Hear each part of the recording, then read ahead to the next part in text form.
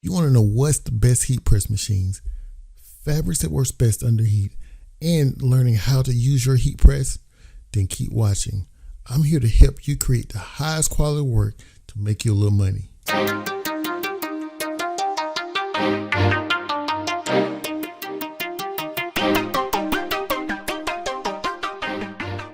Welcome back.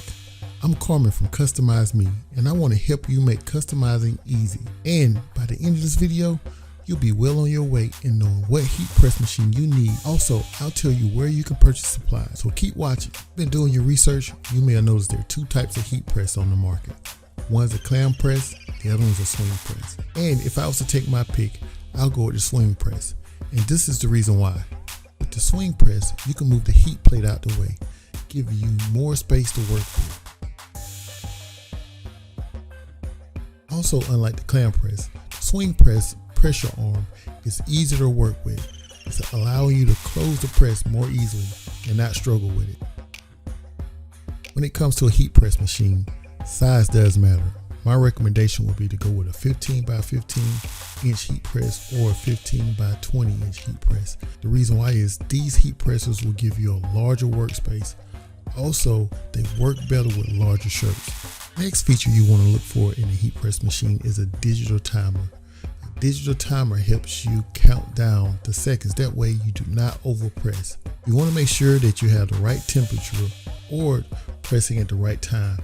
Make sure you review your instructions that come with your heat transfer vinyl. This way you don't scorch your shirt or you don't mess up your design when pressing it. But if you don't have instructions or instructions didn't come with your heat transfer vinyl, which I recommend whenever you buy heat transfer vinyl, make sure you get instructions with it. But by default, as a general rule, it's best to use the temperature 305 degrees or 320 degrees. And make sure you set your timer anywhere between 10 to 20 seconds.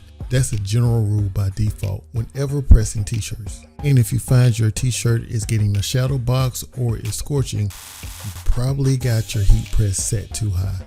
So dial that temperature down a little bit. That'll minimize scorching when pressing t-shirts. Also, for anyone who wants to know, you can use different fabrics under your heat press, ranging from cotton, polyester, wool, leather, or etc. And also note that different vinyl can be applied to different fabrics, so make sure you check those instructions again. Also, if you subscribe to my channel now, you're interested in knowing how to press on soft fabrics like spandex, wool, or jersey. These are soft but popular fabrics that are sensitive to heat. If you want to know what temperature to set your heat press machine to, subscribe now. I'll be posting a video soon to explain it all. To protect your heat press and your garments, you can use two types of papers.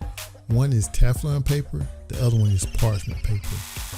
Both are heat resistant and they help lock in inks and seal HTV vinyl. Parchment paper is disposable and can be found in your local grocery store. Teflon sheets are reusable and can be purchased online. To help you save time in searching for the Teflon sheets, I left a link below just for you. Before I move on, if you want to learn more about custom t-shirts or HTV vinyl products, check out my channel and watch a couple of my other videos where I go into details in explaining how to use HTV vinyl, how to press custom t-shirts, and also how to make a little money off of it as well. And the best part about using heat press machine is making a t-shirt. And to make a t-shirt, you need HTV vinyl. And for those who are new to heat transfer vinyl is a special type of material that is used to make decorative designs on t-shirts. It's more the cheaper option to screen printing. And if you're interested in learning how to use heat transfer vinyl, check out my channel. I posted several how-to videos and showing you how to make custom t-shirts using heat transfer vinyl. I left a link in the description below. Now with that said, I appreciate you taking the time out to watch this video, learning more about heat press machines, how to use it, and what supplies and tools you can use it for. Again, if you like this video, hit that like button, subscribe to my channel, leave a comment below. Let me know what you think.